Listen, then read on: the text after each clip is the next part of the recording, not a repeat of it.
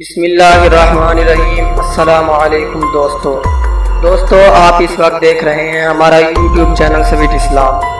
دوستو آج کا وظیفہ کالے جادو کے توڑ کا ہے۔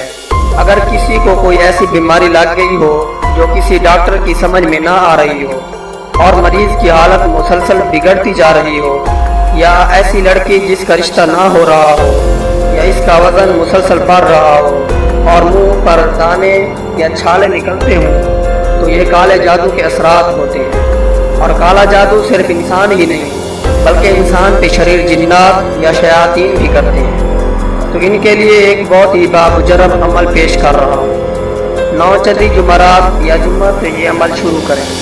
مریض کو چاہیے کہ باوضو ہو کر قبلہ کی طرف منہ کرے اور ایک ٹب پانی کا بھر لے اور اس کے اندر اپنے پاؤں رکھ لے، اور پھر پہلے 11 مرتبہ درود ابراہیمی پڑھے اور بعد میں 1100 دفعہ یا قہار یا جبار پڑھے، اور پھر آخر میں دوبارہ 11 مرتبہ درود ابراہیمی پڑھے۔